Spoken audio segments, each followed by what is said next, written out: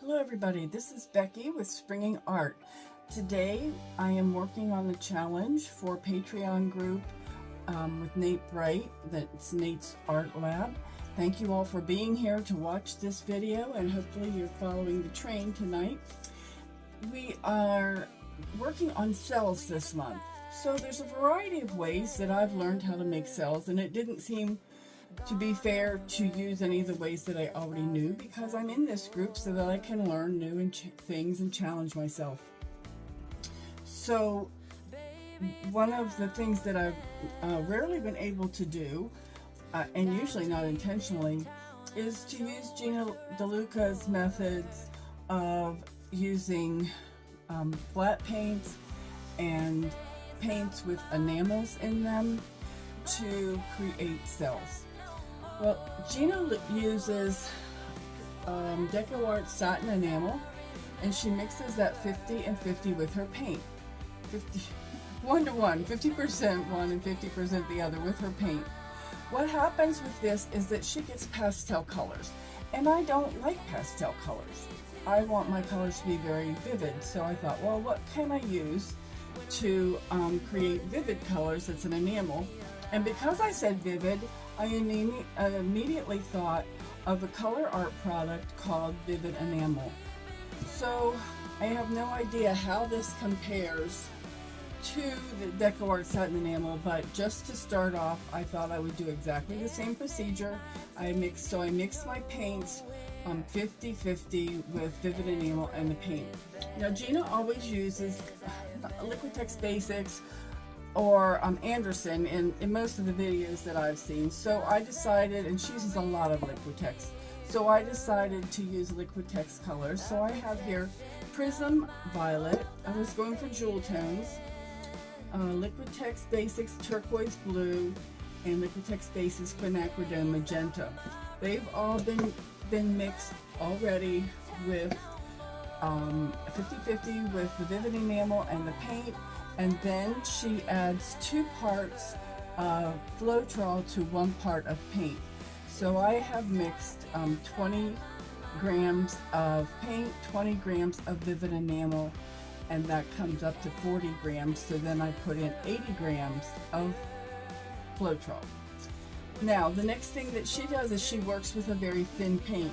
So I'm going to have to thin those paints down, and I will do this in speedy motion, because I think you can pretty much all add water to paint.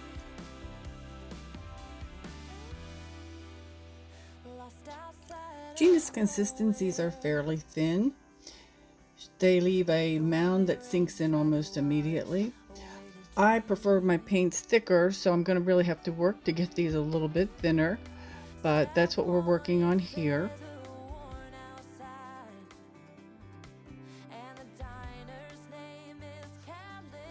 Here I'm mixing my paints with water and a Floetrol mix, and I'm doing this to get a thin consistency. Thin consistencies are important in the formation of cells. If the paint is thin, more cells will form. As the paint gets thicker, fewer cells will form.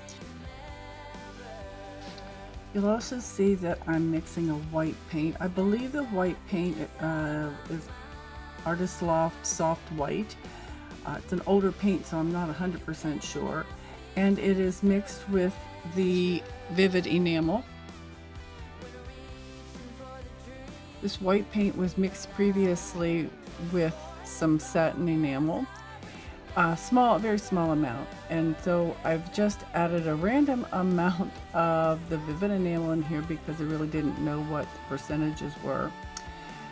And as you will be able to see here, my white paint is fairly thin, and my blue and my magenta are a little bit thicker, so I'm going to make some adjustments coming up here.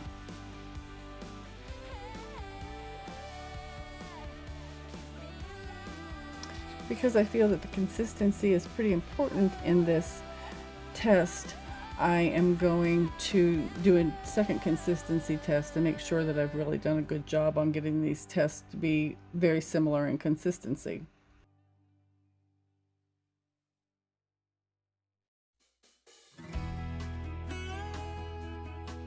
And by the way, the sections that are sped up are done at 4x speed in most cases.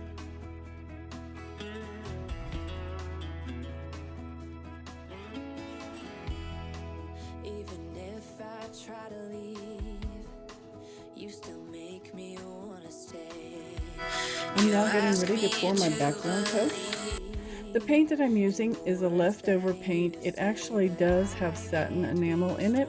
However, because this is a base coat, it's going to be very thin. There's going to be very little interaction, and I don't believe it's going to make any difference in the cell making ability of the mixture that I've got here.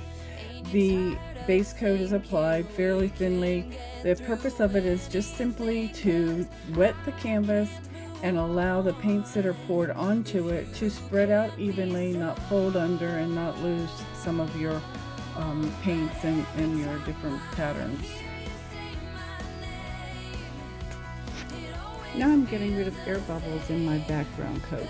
This is not going to be as important to me at this point, but it would be important because you don't want bubbles from your background coat coming up through your other paint colors, and especially since in this case I'm using a different background color from my base coat and from my other paints. This light purple is not in any of the paint colors, so it would look very odd coming up through.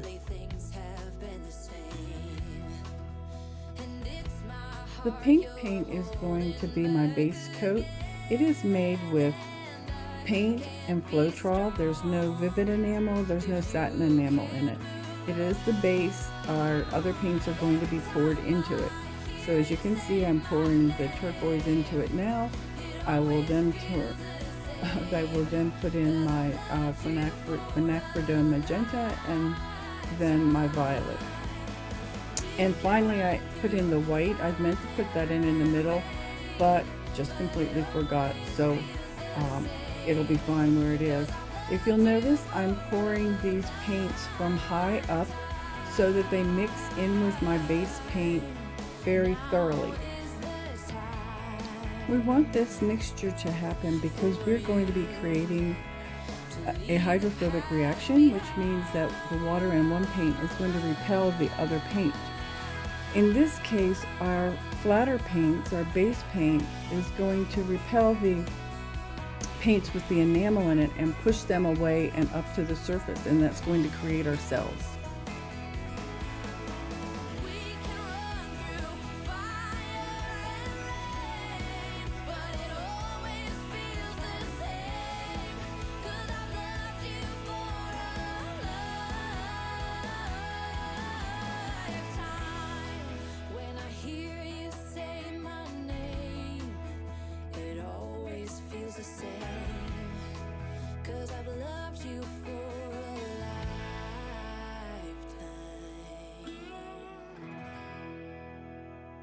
So here we go. Let's start pouring.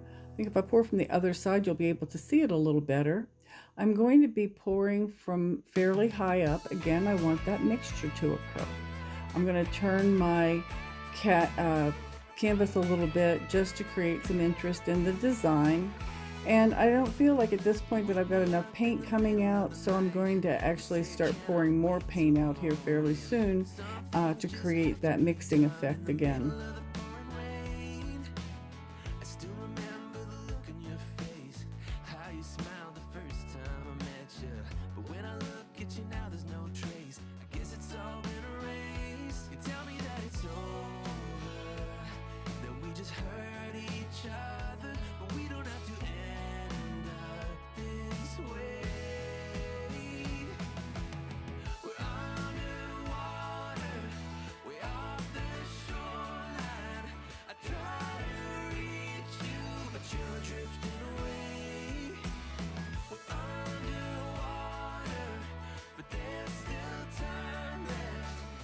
We are finished pouring, and we're going to wait for a while to let the reaction occur, to let our cells rise.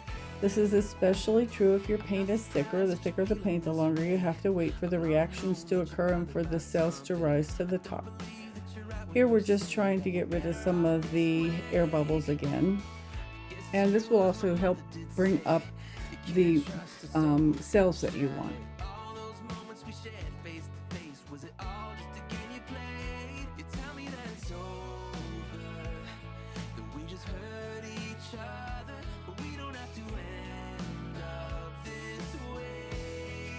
Waiting. Here I think I'm pointing out the pink paint, which I don't like very much. It's too big of a block of pink, but I don't think it's going to get any cells in it either because it has none of the satin enamels in it, or the vivid enamel in it.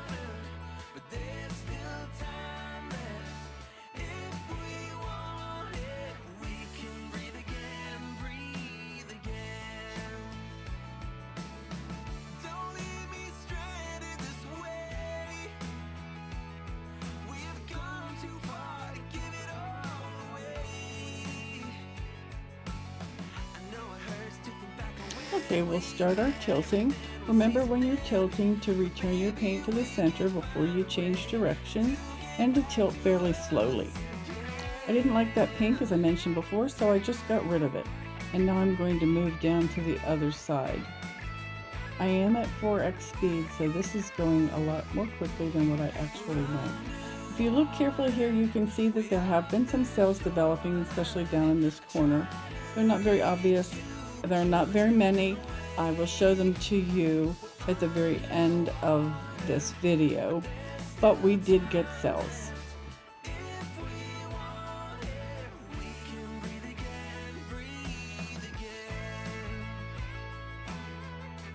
So we finished tilting, and I have to consider why we got so few cells. If you've ever watched any of Gina's videos, you'll know that she gets not only many cells, but she gets huge, beautiful boulder cells. I got some beautiful cells. They're multicolored, very nice cells. They're a little wonky because I poured so much of the pink paint off, but quite nice cells, but not very many of them. So why did this happen? It could be because I didn't have enough satin enamel. It could be because my paints weren't thin enough. I really don't know, but if you have thoughts about it, I'd love it if you would let me know what your thoughts are in the comments. And thank you for being here. Enjoy the pictures of the dry and of the wet and the dry results. Thanks again. Take care.